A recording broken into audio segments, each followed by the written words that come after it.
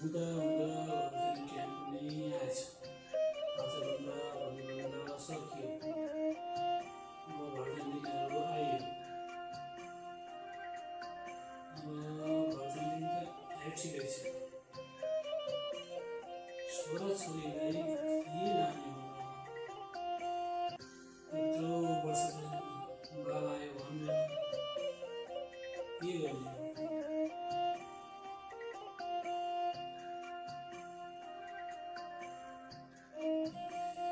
के सोचायो? अहिले ठिकै भयो जस्तै होस्। अब घरमा आयो के लाने भनेर सोचेको चक्लेट। त्यो चढ्नमा भुलेछ नि। 30-40 रुपियाँको दुईवटा चढ्न खेलाउने सरसल्लाह सस्तो पनि पैसा यसो पनि है खै भने दिनुहोस् एउटा हातको सोहोर बोली मिठो हो। मेरो चाहिँ बोली मिठो है के मिठो बोलिदिने सबैलाई के चाहियो हो कि अहिले आएर मैले चाहिँ लानुपर्छ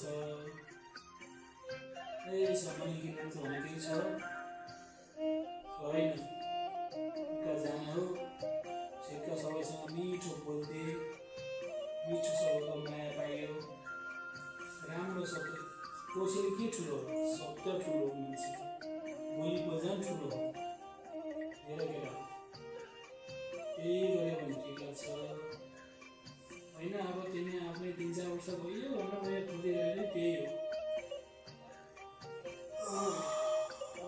यही त हो म त्यस्तै चलिरहेको छु।